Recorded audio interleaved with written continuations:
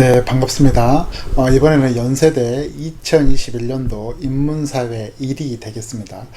기존의 인문과 사회가 다 나누어졌었는데, 이제 최근 들어와서 연세대가 인문사회 1과 2라는 표현을 써서 이제 시험을 치르고 있는데요. 사실상 인문사회를 구분하지 말라는 입학처의 나름대로 의지가 표현이 되지 않았나 싶습니다. 왜냐하면 기존 학생들이 항상 궁금했던 게 인문사회 문제가 완전히 다르다라고 생각을 했었는데요. 실제로 연세대는 아주 오래 전부터 입학처에서 인문과 사회를 구분하지 말고 인문 수험생도 사회 문제를 풀고요, 사회 수험생들도 인문 문제를 풀어야 된다라고 했었죠. 그런데 이제 이러한 게 너무 자주 질문을 하다 보니까 이제 인문 사회를 사실상 시간상으로만 구분하는 거지, 연세대 입장에서는 인문 사회를 크게 구분하지 않는다. 그 다음에 연세대 시험의 또 특징이 융합형의 나름대로 문제 형태를 띠고 있기 때문에 인문에도 사회계열의 제시문이 들어가고 사회계열에도 인문계열의 제시문이 들어가기 때문에 그렇게 인문사회를 구분하는 게 큰 의미는 없다, 이제 이렇게 여러분들이 좀 받아주시면 될 것 같고요. 그 다음에 이제 최근 들어와서 연세대 문제의 특징이 기존에는 두 문제 세트형의 1번 문제, 2번 문제 각각 1200자 이상이었는데, 이제는 각각 문제, 두 문제 세트형은 변함이 없지만 각각의 문제에 개별 항목들이 들어가서 1번에 2개 항목, 2번에 2개 항목, 그래서 사실상 수험생들이 600자 형태의 4개 문항을 이제 푸는 형태로 바뀌었다라고 보시면 되고요. 거기에 이제 플러스로 2개의 특징이 있는데요. 한 가지 특징은 영어 제시문이 포함된다. 두 번째 특징은 수리 문제가 포함이 돼 있다. 이렇게 보시면 될 것 같아요. 그리고 학생들마다 이렇게 연세대가 이제 수능 체제도 없고 내신 성적도 안 들어가고 그다음 논술 100%가 되기 때문에 한 번씩은 이제 연세대를 지원해 볼까라고 생각하다가 영어 제시문에 겁내고 그 다음에 또 수리 문제에 겁내서 지원을 못한 학생들이 꽤 있는데요. 지금 최근 몇 년간의 입시 결과를 분석을 해보게 되면은 영어 1등급 만점이나 수학 1등급 만점자가 연세대에 떨어진 케이스도 있었고요. 그 다음에 영어가 3등급, 그 다음에 수학이 3등급인데도 연세대를 합격한 결과가 있었거든요. 그래서 이제 제 입장에서 봤을 때는 연세대 영어 제시문과 수리형 문제는 3등급 이내 정도만 들게 되면, 물론 개인 간의 격차가 조금 있을 수 있겠지만 3등급 이내 정도면은 그래도 한번 해볼 만한 실력이다 라고 여러분들이 조금 이해를 해 주시면 되겠습니다. 자, 그러면 본격적으로 연세대 논제 분석부터 한번 들어가 보도록 하겠습니다. 매번 말씀드리지만 논술에서 가장 중요한 게 바로 뭐냐면은 논제 분석이죠. 실제로 이러한 논제 분석을 제대로 하게 되면은 제시문을 설령 이해를 못했다고 하더라도 논제 분석을 통해서 충분히 또 유추 해석이 가능한 부분도 있거든요. 여러분들 그런 부분까지 조금 이해를 해주면서 봐주시면 되겠습니다. 자, 지금 보게 되면 문제가 1-1, 1-2 있는데, 이게 기존의 1번 문제였는데 이렇게 개별 항목으로 나눠져 있다고 보시면 되고요. 그 다음에 이제 2번 문제도 2-1과 2-2로 나눠져 있는데, 사실상 이게 기존 연세대 유형의 2번 문제라고 보시면 됩니다. 그래서 수험생들 입장에서는 최근 몇 년간의 유형 문제만 풀게 되면 많은 양을 소화하지 못한 상태에서 시험장에 가는 것과 똑같기 때문에 문항 각각 개별 문제 문항이 2개씩 있냐 없냐 이것만 차이만 있을 뿐이지 기존에 있던 연세대 문제도 반드시 풀어봐야 된다는 것입니다. 그렇게 여러분들 좀 이해를 해주시면 될 것 같고요. 가장 먼저 우리가 해야 될 일은 각 문제에 나와 있는 논제 분석을 해야 되는데요. 특히 중요한 게 바로 논제 개수입니다. 이제 문제 1-1을 보게 되면요, 제시문 가와 나를 책임 소재의 관점에서 분석하고, 여기서 이제 분석하고 이게 바로 논제 1을 뜻하는 겁니다.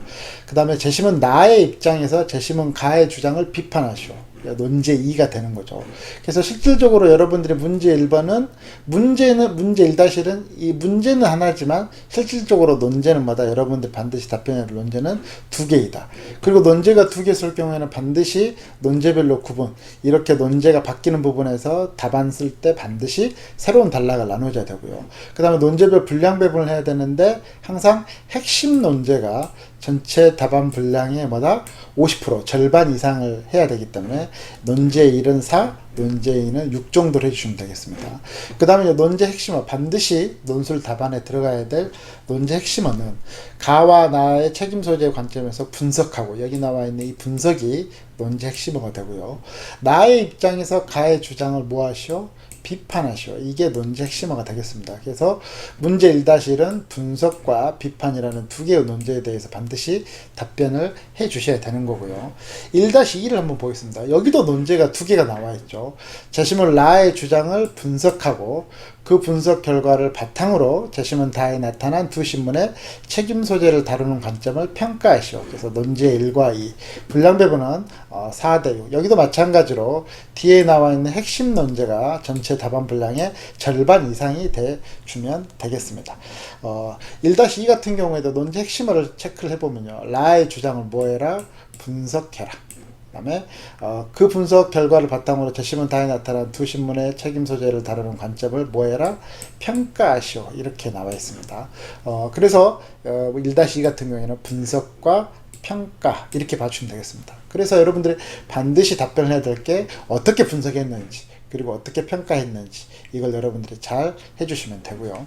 그러면 이러한 논제를 통해 가지고 출제자가 이러한 논제를 통해서 우리에게 던져주고 있는 어떤 함정과 혹은 힌트가 없는지, 그래서 힌트는 잘 여러분들이 챙겨 주셔야 되고요. 함정은 잘 피해 가 주시면 되겠죠. 한번 각각 논제별로 힌트 함정을 보겠습니다. 제시문 가와 나의 책임 소재의 관점에서 분석하고 이렇게 돼 있죠. 지금 이제 이런 경우가 연세대가 기존보다는 조금 더 여러분들이 난해하게 받아들일 수 있게끔 논제를 주고 있는데요. 그게 무슨 말이냐면 기존의 문제에서는 가와 나의 책임 소재 관점에서 이게 뭐라고 생각하면 되냐면 비교랑 똑같은 논제라고 봐주시면 됩니다. 근데 수험생들이 이걸 비교라고 했을 때는 쉽게 느끼는데 분석이라고 하면은 또 비교가 아닌 것처럼 답안을 갖다 쓰려고 하다 보니까 어려운 점에 봉착하게 되는데요. 사실상 이 분석은 뭐다? 비교라고 똑같다고 생각을 해주시면 되겠습니다. 그래서 전형적인 두 개 짝수 비교 약형이므로 난이도가 쉽다 어렵다? 난이도가 쉽습니다.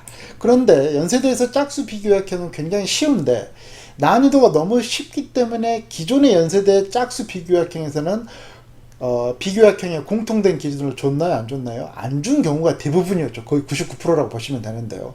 그런데 이번에는 가와 나를 비교하는데 두 개의 공통된 기준을 우리가 설정하는 게 아니라 뭐라고 나왔습니까? 책임 소재 관점. 즉, 가나 모두 책임 소재를 갖다 나타내고 있다는 공통된 기준을 줬기 때문에 난이도는 어떻다? 더 쉬워지는 거라고 여러분들이 조금 이해를 해주시면 되겠습니다. 그래서 문제 1-1의 논제 1은 전형적인 두 개 짝수 비교 약형. 그래서 가와 나를 압축 언어의 대립성을 잘 이끌어내는 게 중요하겠죠. 그런데 여기에서 관점이라 공통된 기준에 있어서 가나 모두 어떤 관점이라고 나왔기 때문에 가와 나의 압축 언어를 만들 때 가는 어떤 관점, 나도 어떤 관점 해서 이 압축 언어가 명확하게 대립성을 띠도록 여러분들이 이끌어내 주시면 되겠습니다. 물론 저에게 논술을 꾸준히 배워온 수험생들 같은 경우에는 이러한 논제 1의 짝수 비교약형은 절대 점수를 1점이라도 깎여서는 안 되고 완벽하게 답안을 쓸 줄 알아야겠죠. 그리고 또 하나 여기서 힌트를 준다면 두 개 짝수 비교약형에서는 가와 나 두 제시문을 완벽하게 이해할 필요가 있다 없다? 없죠. 즉 대립성을 전제로 문제를 내고 있기 때문에 가가 검은색이면 나를 읽을 때는 흰색이라고 유출하시면 되고요. 그 다음에 가를 먼저 봤는데 이해가 안 된다. 그러면 여기서 시간을 허비하면서 또 읽고 또 읽고 하는 게 아니라 가가 이해가 안 되면 바로 나로 넘어가서 나가 북한이다. 그러면 가는 뭐다? 남한이다 라고 유추해서 가는 게 논술에서는 굉장히 중요하다는 거 여러분들이 너무나 잘 알고 계시겠죠. 다음으로 논제 2를 보게 되면 가의 주장을 비판하라고 했습니다. 그런데 이 비판을 여러분 마음대로 비판하는 게 아니라 나의 입장에서 비판하라는 거죠. 그리고 참고적으로 이 문제가 굉장히 논리적이라는 게 무슨 말이냐면 가와 나를 분석하라고 했는데 이 분석이 아까 제가 뭐라고 그랬죠? 전형적인 비교 요약형이라고 그랬죠. 비교라는 거는 대립성을 전제로 하기 때문에 나의 입장에서 가를 비판할 수밖에 없겠죠. 왜? 서로 대립성을 전제로 하고 있기 때문에 상대방 입장에서 평가라고 물어보면 좋은 점이 있을 수도 있는데 대립성이 전제로 하기 때문에 뭐야? 비판이라고 하는 게 좀 더 논리적으로 무난한 논제였다라고 봐주시면 되겠습니다. 그래서 나의 입장에서 가를 비판하는 거는 나의 입장에서 가의 부정적인 면만을 언급해라 라고 봐주시면 됩니다. 그리고 이제 논제가 비판이라고 되어 있는데 이거는 제가 논술 해로본 논술 이론에서도 굉장히 강조하고 연세대에서는 항상 나오는 유형이 바로 뭐냐면 비판하고 평가형 유형이 있는데요. 난이도는 비판과 평가형에서 어느 게 더 난이도가 높다? 평가형이 난이도가 높고요. 비판형은 난이도가 쉽습니다. 그리고 평가형은 답안의 결과가 세 가지로 나올 수가 있죠. 어떻게? 긍정적 평가, 부정적 평가, 그 다음에 긍정과 부정이 합쳐진 양면적 평가가 나올 수 있는데 비판적인 논제는 무조건 뭐다? 바로 부정적인 하나의 형태로만 써주시면 되겠습니다. 그래서 평가형이 아니라 이번에는 비판형으로 나왔기 때문에 훨씬 더 난이도가 쉽다라고 봐주시면 됩니다. 그래서 문제 1-1번은 짝수 비교약형이기 때문에 난이도가 쉽고요. 그 다음에 평가형이 아니라 비판형이기 때문에 또 난이도가 굉장히 쉽다라고 생각을 해주시면 됩니다.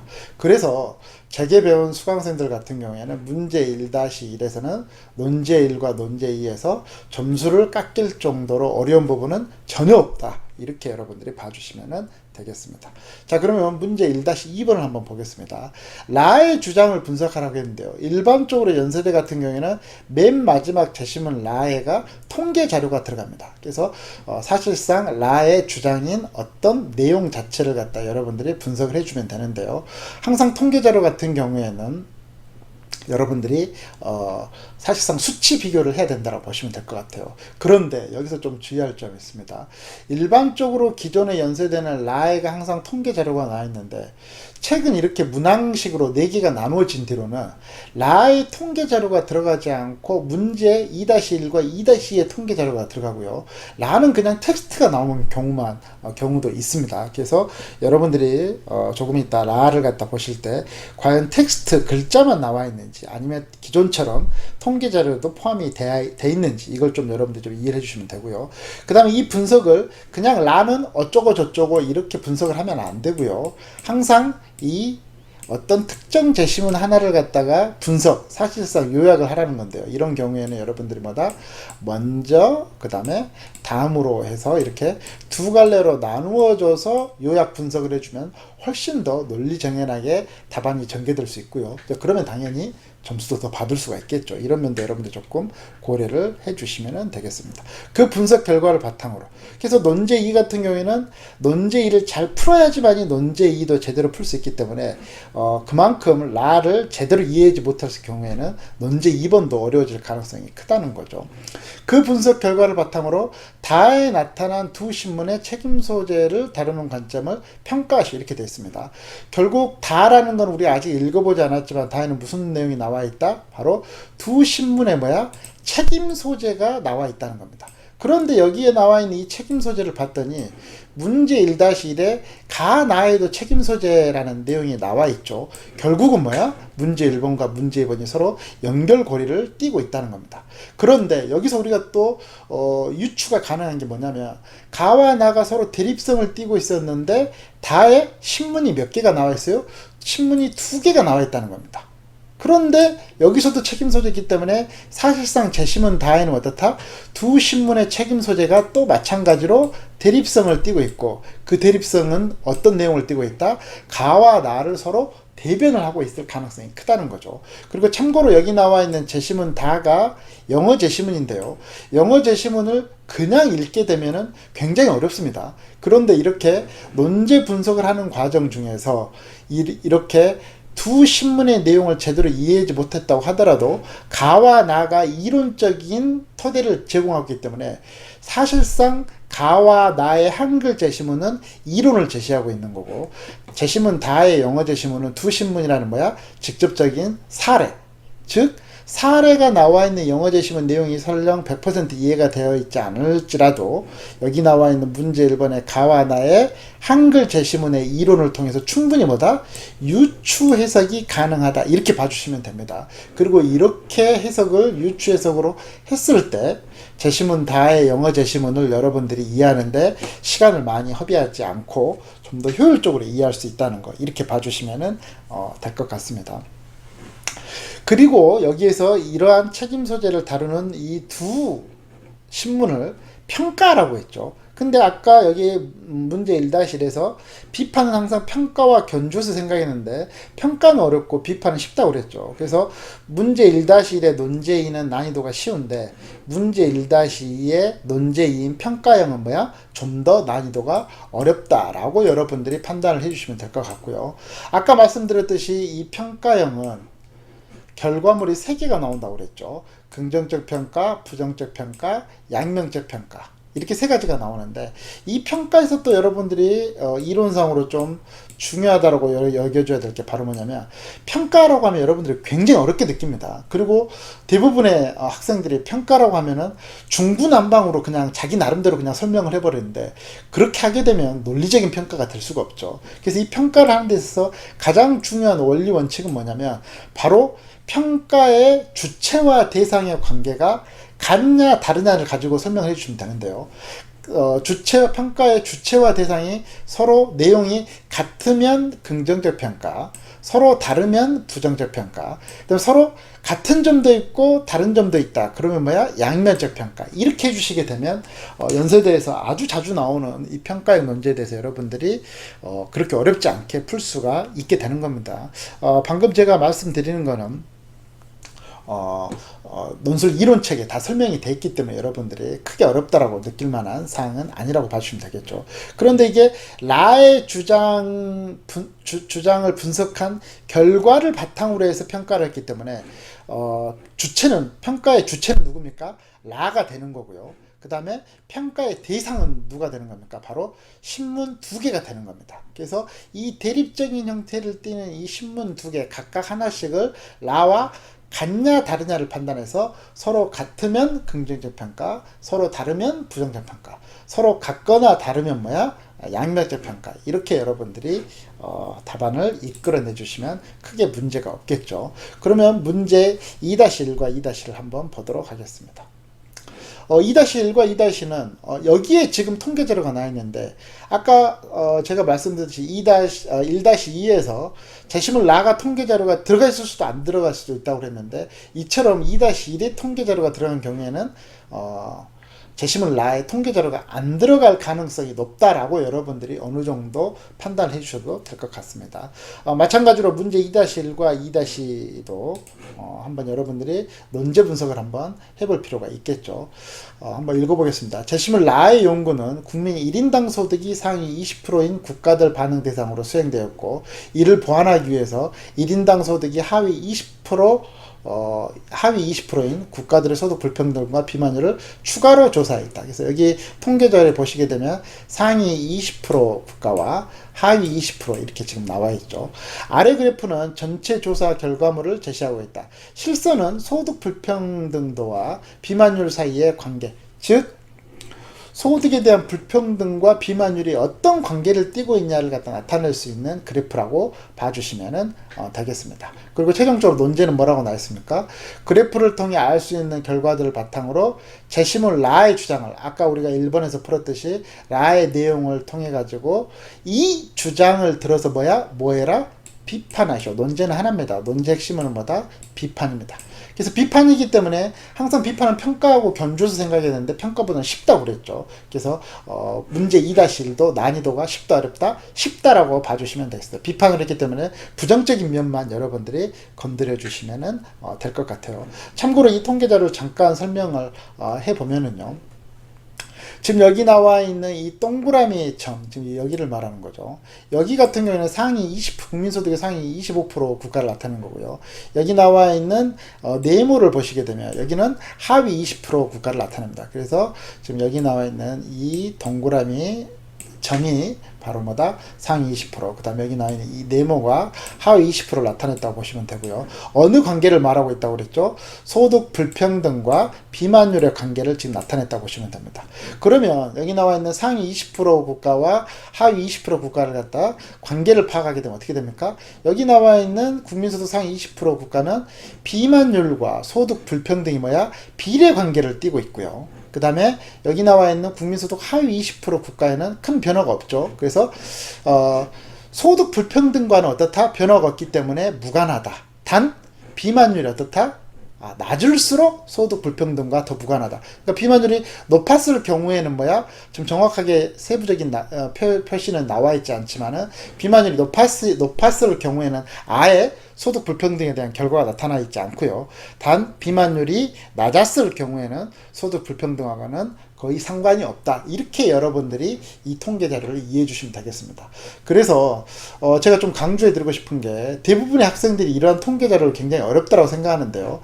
결과상으로 선생님이 지금 이렇게 설명을 해준 것처럼 전혀 어렵지가 않습니다. 그리고 통계 자료에서 전혀 시간을 갖다 너무 많이 투여할 필요도 전혀 없고요.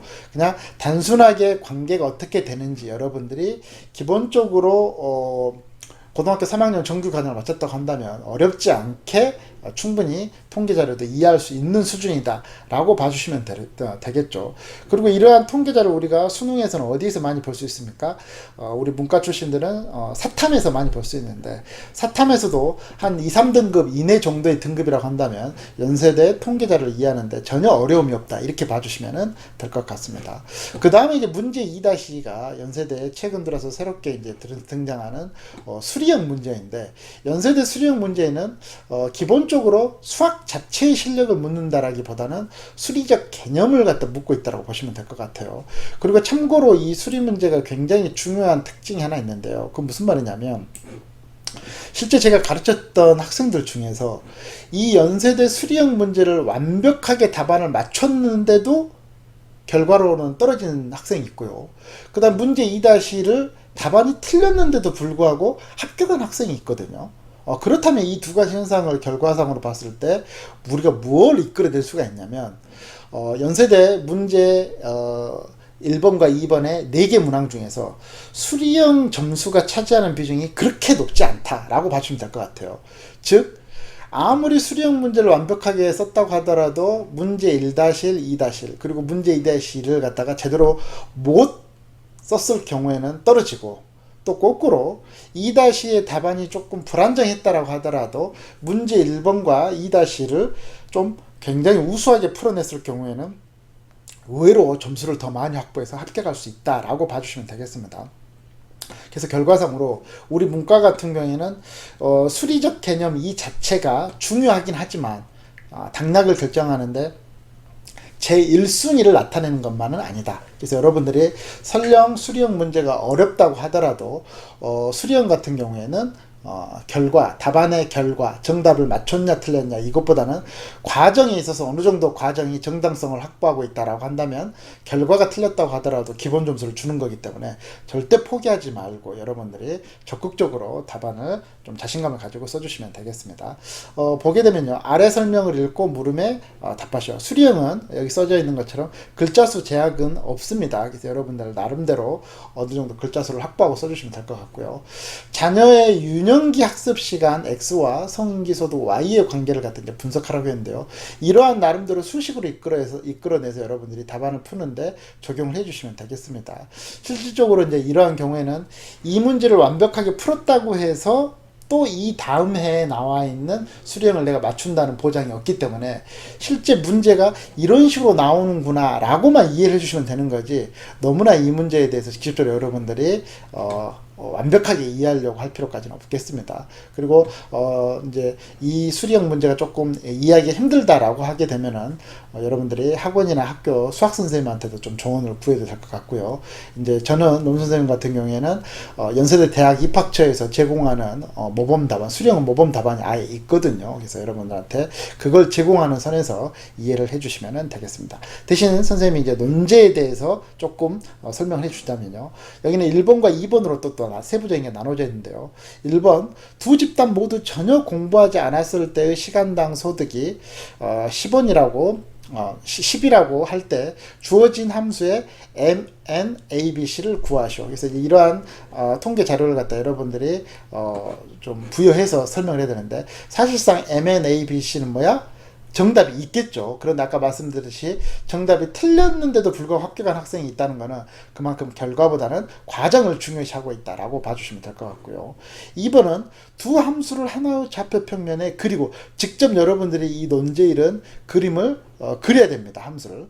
그 결과를 또 근거로 해가지고 책임 소재 감점. 여기서 또 책임 소재 감점이 나왔다는 거는 문제 1번과 이 책임 소재가 서로 논리적 연관성을 띠고 있다는 거죠. 그래서 나의 주장을 또 뭐라고 했습니까? 평가라고 했습니다. 그래서 수리형에도 어떻다? 이러한 평가형이 나오고 있다는 겁니다. 그래서 여기도 논제가 두 개이기 때문에 원리 원칙대로 똑같이 논제가 바뀌었을 때는 새로운 단락으로 답안을 작성을 해 주셔야 되고요. 그 다음에 분량 배분도 논제 1을 전체 답안 분량의 절반 이상을 부여를 해 주시면 되겠죠. 그리고 평가형은 또 당연히 뭐야?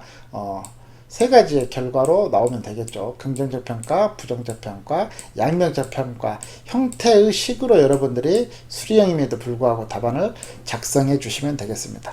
그리고 당연히 이 평가에 대한 근거는 뭐다? 서로 같냐 다르냐에 따라서 긍정과 부정 양면으로 여러분들이 작성을 해 주시면 되겠습니다. 여러분들의 문제 2-2는 연세대 대학 측에서 제공하는 모범 답안 형태를 잘 유념히 살펴보시면 충분히 그것만으로도 설명이 될 겁니다.